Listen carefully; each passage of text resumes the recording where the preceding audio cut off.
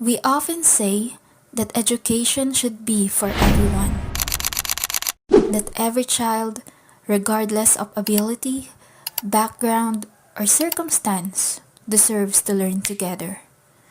In the Philippines, that promise has echoed for decades. But somewhere between the speeches and the classrooms, something gets lost.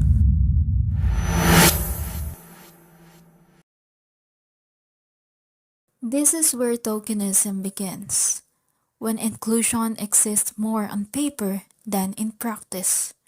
Schools open their doors, but not their systems. Children are enrolled, but not supported. Teachers are told to include, but not trained to understand. 17 taon nang nagtuturo sa Special Education Program o SPED ang deaf teacher na si Robert Adjan sa mga batang may espesyal na pangangailangan. Makailang beses na rin siya nag-abono para sa mga gamit sa pagtuturo dahil madalas na kulang ang pondong laan sa SPED program. Across the country, teachers whisper the same truth. We are asked to include, but we don't have the tools. One study in Iligan City found that SPED teachers did not receive any special needs education training. They feel that they are not qualified to teach the children with learning disabilities. In a 2022 report, teachers confessed they had to search for learning materials on their own. Kami ng mga SPED teacher, kanya-kanya kaming hanap kung saan kami kukuha ng mga materials para kasing na-discriminate kami. Words that echo exhaustion more than defiance.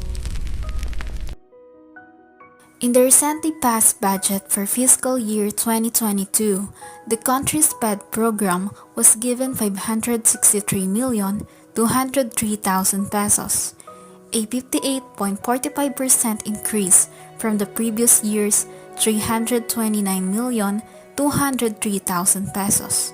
From 2020 to 2022, the allocation for SPED has steadily grown. But as ACT Secretary General Ramon Basilio noted, this growth in numbers has not always meant growth in quality. Masasabi natin na yung mga may kaya sa buhay were able to get needed support para sa kanilang mga anak. Pero yung kalakhan ng mga mamamayan na walang access sa private tutor o sa mechanisms to purchase the needs for the education of their children ay ibang usapin yan, Basilio said. Doon pa lang sa setup, napakahirap na para sa ating mga special education students yung mekanismo. Dagdag pa natin dyan yung usapin ng dagdag na trabaho sa bahagi ng ating mga guro.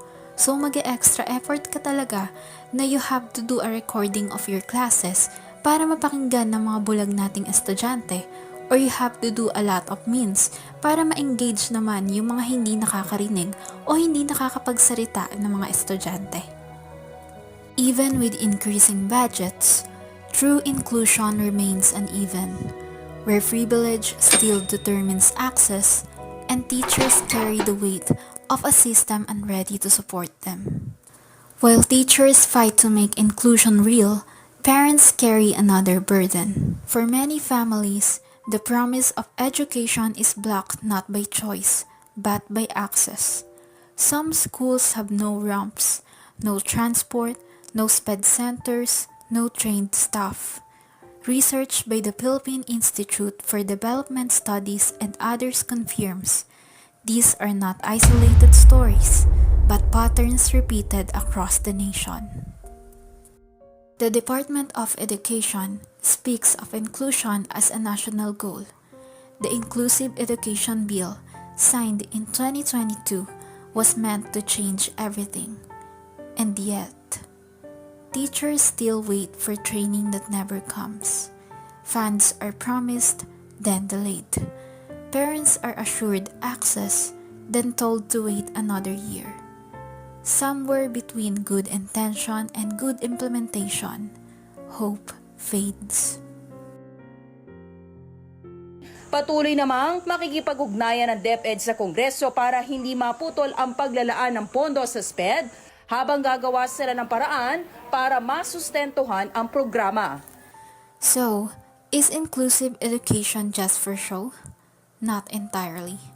The dream is real, the framework is sound, but intent without infrastructure becomes an illusion.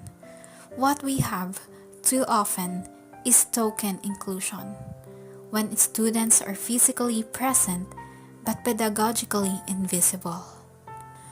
One teacher described it best: "Our work is challenging, fulfilling, and overwhelming all at once. Because inclusion without preparation isn't empowerment, it's exhaustion. It's negligence disguised as progress." And yet, in the corners of classrooms and communities, hope endures. Teachers improvise lessons with cardboard and crayons. Parents open their homes as learning spaces.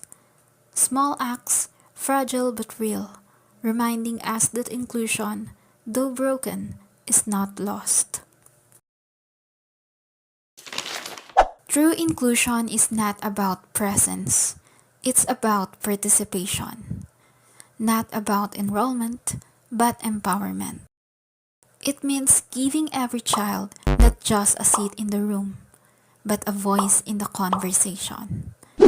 Until every teacher is equipped, until every parent is supported, until every learner feels seen, inclusion will remain a promise, not a practice.